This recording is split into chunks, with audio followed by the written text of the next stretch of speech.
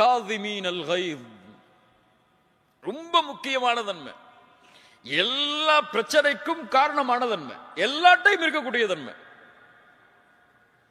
என்ன தன்மை? வல் காதிமீனல் கைத், கோபங்களை அவர்கள் விழுங்குவார்கள். முத்தகின்கள் யார்? கோபங்களை விழுங்குவார்கள். என்ன அர்த்தம்? கோபப்பட மாட்டார்கள். கோபப்படாமல் இருந்தால் எது கிடைக்கும்? எது கிடைக்கும்? பிபி ஏறாவது கொஞ்ச நாள் வாழலாம்னு கிடையாது, மெடிக்கல் செக்கப் போக வேணாம் கிடையாது. கோபத்தை அடக்கினால் சொர்க்கம். ரசூலுல்லாஹி ஸல்லல்லாஹு அலைஹி வஸல்லம் இடத்தில் ஒரு நபி தோழர் கேட்கிறார், யா ரசூலல்லாஹ், ஒரு அமலை சொல்லுங்கள், அந்த அமல் என்னை சொர்க்கத்தில் அழைத்து செல்ல வேண்டும். லா தக்தப் வலக்கல் ஜன்னah, கோபப்படாதே, உனக்கு சொர்க்கம் உண்டு. உஇத்தத் லில் முத்தகீன், அந்த சொர்க்கம் அவர்களுக்காகத்தான் தயாரிக்கப்பட்டிருக்கிறது. அவர்கள் யார்? கோபத்தை விழுங்குவார்கள். ரசூலுல்லாஹி ஸல்லல்லாஹு அலைஹி வஸல்லம் சொன்னார்கள், ரொம்ப அழகான ஹதீஸ், யார் ஒருவர் கோபத்தை கட்டுப்படுத்துகிறாரோ, அதை வெளிப்படுத்துவதற்கு தகுதி இருந்தும், வெளிப்படுத்த முடியும் என்ற நிலைமை இருந்தும், யார் கோபத்தை கட்டுப்படுத்துகிறாரோ, அல்லாஹ் ரப்புல் ஆலமீன் நாளை மறுமையில் படைப்புகளுக்கு முன்னால் அவரை அழைத்து சொல்லுவான், ஹூரிலின் பெண்ணில் எந்த பெண் உனக்கு தேவையோ எடுத்து செல் என்று. உங்க மனைவி உங்களை கோபப்படுத்துறாங்கன்னு சொன்னா, அந்த கோபத்தை விழுங்குங்கள், அல்லாஹ் இந்த பெண்ணை விட சிறந்த பெண்ணை மறுமையில் தருவான் என்று. ஹூர்லின் உண்டுன்னு சொல்லி அமைதியா இருந்துடணும். இல்ல மாஷா அல்லாஹ்.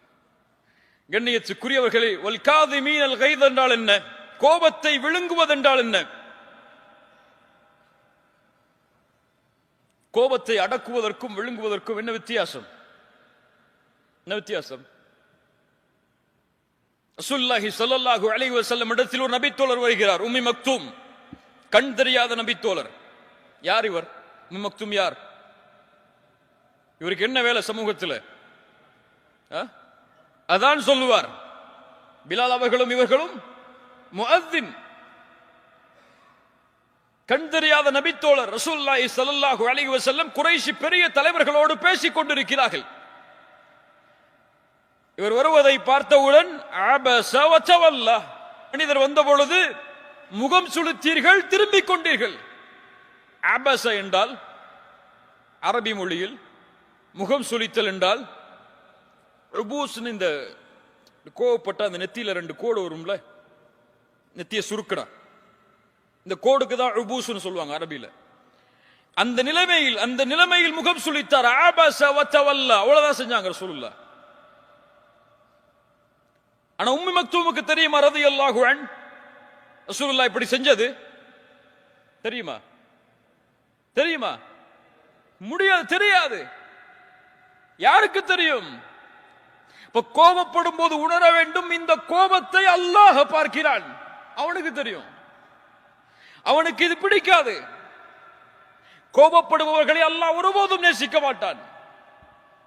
ஒரு அறிஞர் சொன்னார், அல்லாஹ்வுடைய கோபத்தை அடையக்கூடிய காரியங்களில் மிக முக்கியமான காரியம் கோபம்.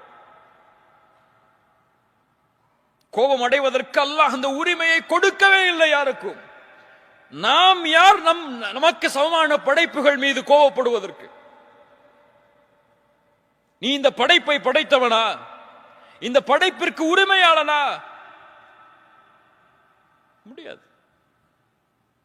வல் காதிமீனல் கைத் என்றால் கோபத்தை விழுங்கிக் கொள்வார்கள்.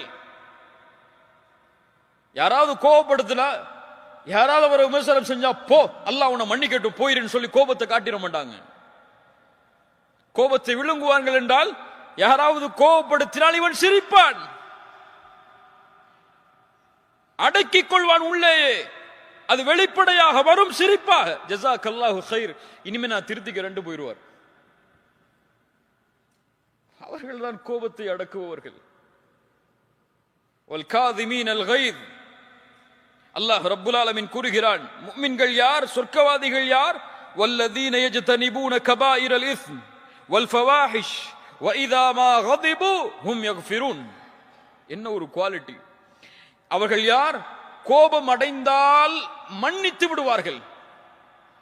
கோபம் வந்தால் கட்டுப்படுத்துவார்கள் என்றெல்லாம் இந்த வசனத்தில் சொல்லல. அவர்கள் கோபப்பட்டால் யார் கோபத்தை ஏற்படுத்தினார்களோ அவர்களை மன்னிப்பார்கள்.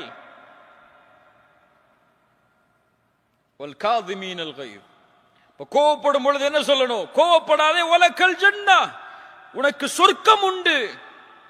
அது முக்கியமா? இந்த கோபத்தை அவருக்கு வெளிப்படுத்துறது முக்கியமா?